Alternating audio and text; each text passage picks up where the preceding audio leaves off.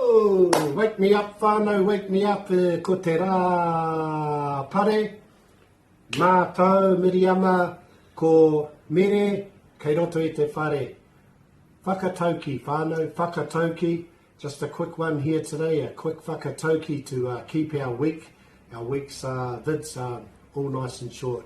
Our whakataukii, I'm not going to tell you what it's about because that's part of your giving to the kaupapa, but we'll say it. We'll all say it together and learn it. That's the main thing. Ka pai, miriama? Ka pai. Ka pai. Ka pai, mire, wake up. Ka pai.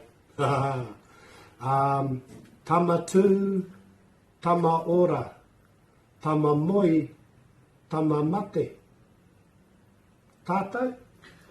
Tama tū, tama ora, tama moi, tama mate. Ka pai. Anō. Tama tū, tama ora, tama moi, tama mate. Ka pai. Ka pai, miriama. Kia rā. Whai mere. Tama tū, tama ora, tama moi, tama mate. Ka mai te te. Ka pai, mere. Tātou. Tama tū, tama ora, tama moi, tama mate. Ka pai, a little bit of a hint. Tama tū, tama ora, tama moi, tama mate. Kei te pai? Ka pai? Kei te pai. Ka pai. Well, whānau, koera te rā pare, ka kite a pōpō, Waiata Kīnaki, a pōpō, engari, i tēnei wā.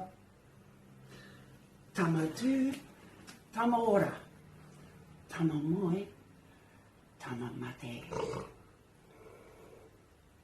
Hey, ka pai, whānau, he mauri ora. Tama tū, tama ora, tama moi, tama mate.